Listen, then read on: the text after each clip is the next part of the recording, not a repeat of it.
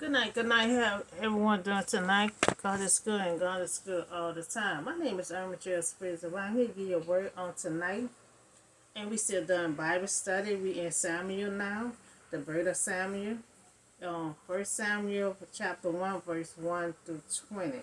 Now there was a certain man, you know, uh, certain man in the town from the hill country of whose name was Elkanah.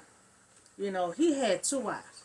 You see many times in the Bible, most of them have two wives. David had multiple wives, Jacob, most of them had multiple wives. You know, two wives, Hannah and Peanut. Peanut, his wife, she had children, but Anna could not have children. So the book of Samuel began in days when judges um, still made was Israel.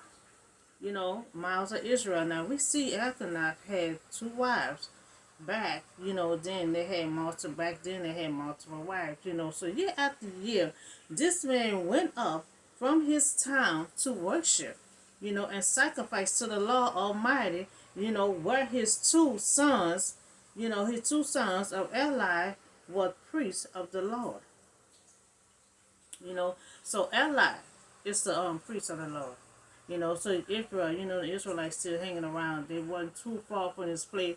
And and back in Israel, when he was with Moses, they had this law. Remember when before God even got released them from slavery. Remember, he had to pull them out to go sacrifice to God, and God had told them, "Y'all do this every year." And that was for anybody in their city, you know, do this every year. So that's what this man do. He go once a year. He said year after year he do this. He go and sacrifice to God. So the tabernacle tent of the meeting was located for them at the city of the nation. So three times a year, all the Israelites, the men were required to attend a religious feast held at the tabernacle. And see, that's what God had told them to do. Y'all do this here every year. So we see they doing this here every year. So this was Eli. Eli went year after year also, and worship and sacrifice to the Lord Almighty. So whenever the day came, for Elkanah to sacrifice, he would give a portion to a meat to his wife, Penis, and the children that he had from her.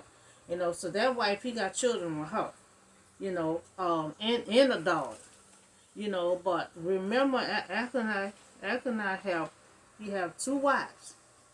Sacrifice to the Lord. Now he give a portion to his wife with the children.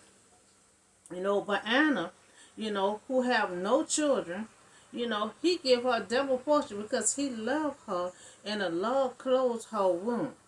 So this sound like with Jacob. Jacob had two wives. And he loved the Sarah. He loved the Sarah more than the other one. And so no matter what he did with the other wife, he loved the Sarah more. So now his wife, her womb had been closed up. Saying he was society. One of the greatest, tragedies that could befall a woman was to not have no children. Because see, they take it hard when they don't have no children. Because you remember Abraham's wife, Sarah. Remember Abraham's wife, she took and give her slave girl to her husband because she wanted children so badly. So the Hebrew knew that the children are a blessing, from God. So the reverse of this, they assumed was that a lack of children was a curse. So they thought if they don't have no kids, it's a curse. That's what they thought. So women who described as barren, including Sarah, Abraham's wife, she didn't have no children. She prayed to God to give her one. Rebecca, Isaac's wife, she ain't had none. She had to pray to give one. And Rachel, yeah, that's his name. I said Sarah. Sarah is Abraham's wife. Rachel is Jacob's wife. She didn't have none either.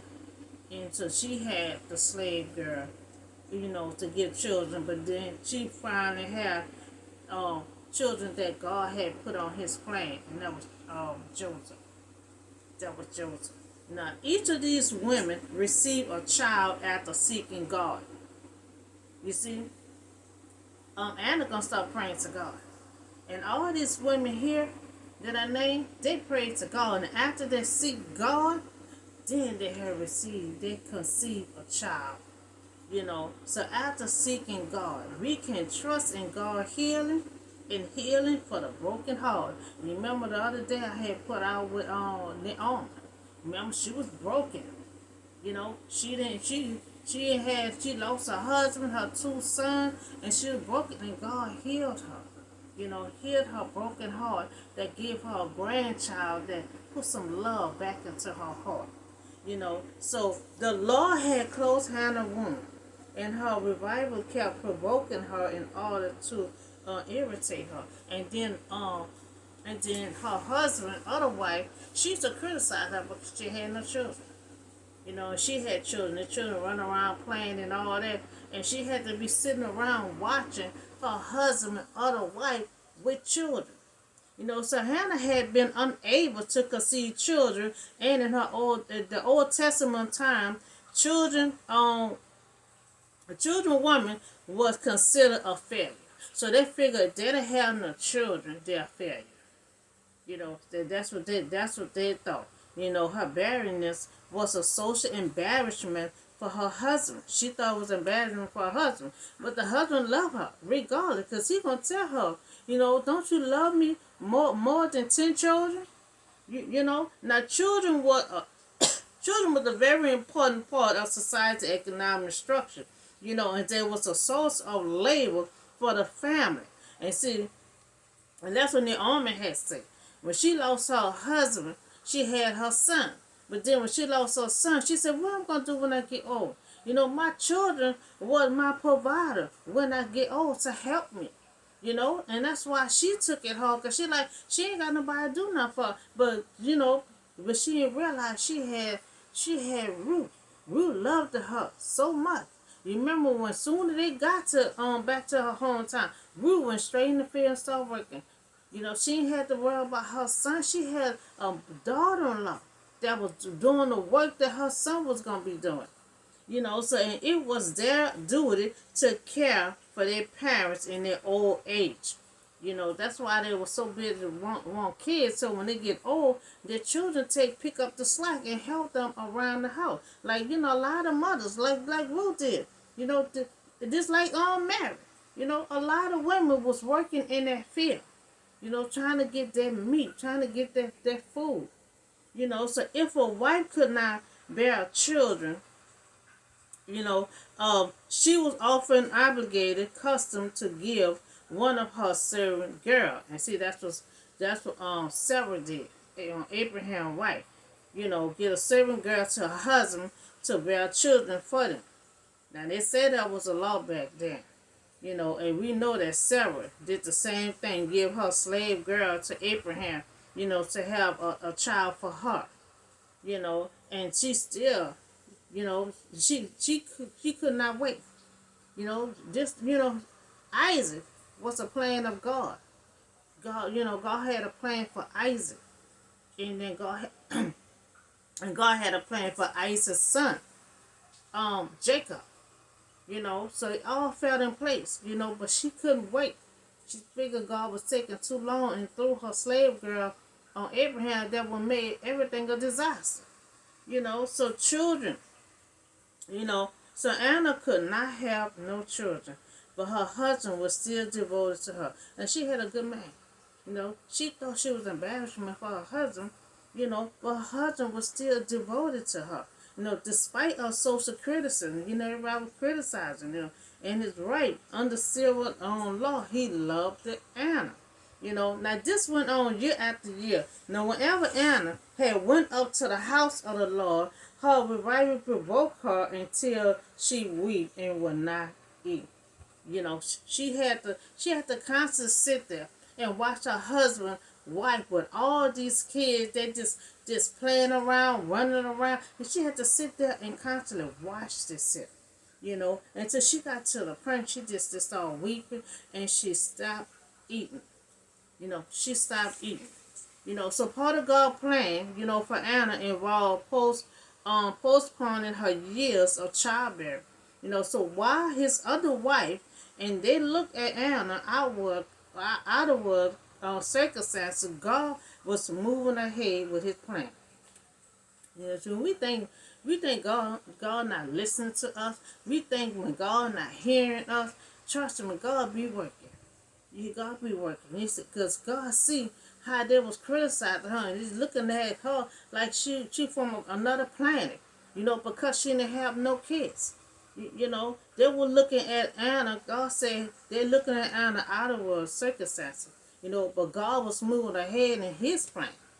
Because that child she gonna have, he gonna be Samuel. Samuel real close to God. Remember he was guiding on Saul until Saul messed up, and then he started guiding David. So he gonna be God's right hand man. He gonna be a righteous man. So think of those in your world that who are struggling with God's timing and answering their prayers, and who need your love and help. A lot of times we struggle. We struggle with God's time. See, God work on his own time. A lot of times we'll try to move ahead of God like Sarah did and put her, because God said, you're going to be a mother of the nation. And she figured like, well, how? I ain't got no children. I'm getting older. Her and Abraham was getting older and older. They had their first child in their 90s. God made a promise. It didn't matter how old it was. God is the one who create the baby. He'll put it in you no matter how old you is. So, but sometime, God be working in a plan out behind the scene, before he answer us. He be working, putting pieces together, while before he answer your prayers and stuff. So we have to remain steadfast in our faith. Just talking to myself too, and confidence in his timing, to bring fulfillment to our lives. Cause look at the Israelites. They had to wait 430 years. So if they wait 430 years, what do you think what we could do? I won't be what? Months? Years? But we know it ain't gonna be no 430 years. They was patient enough, not pretty much patient, because they cried out to God every night. So her husband was said to her, Anna, why are you weeping? Why don't you eat? Because she stopped eating. So why are you downhearted? So he questioned her, what is the matter with you? So don't I mean more to you than 10 children? So he loved her dearly. He wanted to see why you ain't loving me the same way. You crying. I want to know why you crying. Why you are weeping. Don't I mean something to you more than 10 children? You worrying about children, but I love you and I'm very devoted to you. And you still worrying about children. See, he got children already. No matter how many children he got for that wife, he still loved Anna more. So Anna is a sorrow that she cannot have no children. So she weep while she stopped eating. So Anna knew her husband loved. She knew her husband loved her. But even his encouragement, he was trying to encourage her. He said even in his encouragement, it could not comfort her. She could not. He could not help her. He could not help her to listen to other wife of her joy. So she's saying, I'm listening to your wife with joy, with the children. She have to feed the children, take them back, and she just have a joy. A woman have joy, doing these things, with a smaller child. So his other wife words, hurt her, because it was criticizing. She was making the small little comments and stuff. Self-confidence, although we cannot keep others from criticizing us, but we can choose how we will respect, the react to their hurtful, words. There's some kind of way we have to deal with. We have to deal with it, rather than dwelling on the words and turn to the one, true God who love us. You know, when somebody else don't love us and we just feel isolated, we just feel alone like she feeling right now, you know, the best thing to do is turn to God who love us. You know, when nobody else don't love you, remember God love you, you know, and she gonna do just that. Turn to God. You know, so once when they had finished eating, you know, remember the husband kept on saying, why are you not eating? You know, what's the matter? You know, so after they finished eating and drinking, you know, Anna stood up. She stood up. She wanted to make a decision. You know, she tired of weeping. She tired of crying. You know, and the only person you can turn to when you feeling all alone, you feeling isolated, you feel like you don't, there's no way out. You know, you just feeling like the wall is just caving in on you. You know, the only person that you can go to is God. So she stood up. She stood up from that table. You know, now Eli, now he monitoring her. He watching every move she make. You know, so he is the priest. Him and his two sons. You know, they were sitting in a chair by the doorpost of the Lord's house. You know, Anna stood up. You know, but Eli, the priest, is monitoring her, monitoring every move she make. You know, so she in her deep goneness, and Anna prayed to the Lord, weeping and bitterness. You know, so she turning her problem, her situation, you know, over to God. You know, she been crying for a while. She stopped eating. So now it's time for you to turn over to the Lord. You know, so Anna had good reason to feel discouraged, you know, and bitter. You know, she was unable, you know, to bear children, and she shared her husband with another woman who have children, you know, with her husband, you know, and her loving husband could not solve her problem. He tried to solve her problem. What's the matter? You know, and I'm better to you more than 10 children. You know, he kept on trying to comfort her, you know, but he could not solve her problem. Nobody but God can solve her problem, you know. But instead of relying on giving up, she did not give up. You know, she was sitting at that dinner table. She had a lot to think about. You know, she didn't give up. Her decision was, I'm going to stand up and I'm going to pray to God. I'm going to turn my situation over to God. I'm not going to keep on crying. I'm not going to stop eating. I'm about to turn my situation over to God. You know, she had hope. That's why I told you yesterday. Once you got hope and you have faith, you know, you's not going to quit. You's not going to quit. That hope going to keep your soul alive to keep on pressing your way through. You know, so Anna prayed and she brought her problem honestly before God. You know, her prayers, you know, will open the way for God to work. You know, prayers work. Prayers open doors. You know, prayers allow God to hear you, remember you. You know, so she gonna pray. So now Anna is praying. Now remember, a lot of times you can pray in the spirit, you know, and you keep your mouth shut, or you can still pray in the spirit and move your mouth. So we about to see what she doing. You know, she's standing up and praying. Remember, she got Eli is monitoring her. You know, monitor everything you do. Now, Hannah is praying to God and making a vow. Now, she about to make a vow. Now, you have to remember, when you pray to God and you make a promise, you got to watch what kind of promise that you make. Because trust me, we have a real God. And He listens. He listens to your prayers. You know, He may give you just what you're asking for. That's why a lot of people say you got to be careful on your prayers. You got to specify to God what you want and what you mean. Because you just say you want a man, He gonna give you a man. But it might not be no good man because you didn't told God you want a good man. You just say I want a man. You got to specify your promise, your prayers. You know, she want a baby so bad that she's so desperate that she gonna make a vow. She gonna make a vow to God.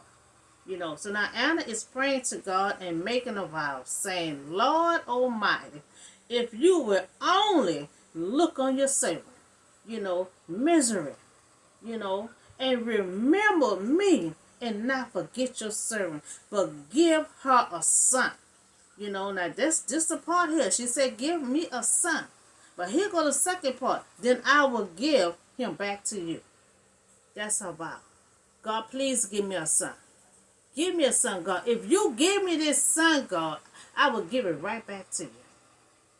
You know, so she wants to give the son right back to God. You know, she surrendered that child back to God. You know, she wants to just experience having a child. See how it feel like. See what a woman go through. You know, and that was all about. You know, we thinking she really wanted a child. She really just wanted the experience to feel how it feel to be pregnant, how it feel to have the child, to have that child to come out. She just wanted to experience a motherhood. You know, you just give me this child, God. I'm going to give it right back to you. I'm going to surrender this child right back to you. You know, so we have to be careful what you promise in prayer, because God may take you up on it. Just like he did Anna. Okay, I'm going to take you up on this here. You know, I want to see how honest you're going to be.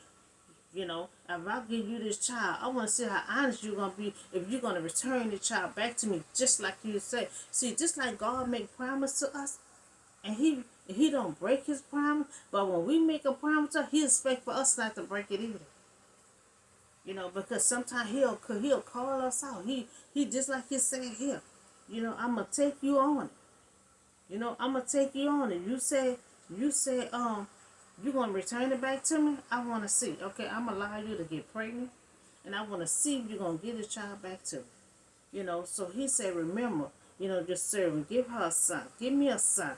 Then I will give it right back. I will surrender the child right back to you. You know, for all the days of his life.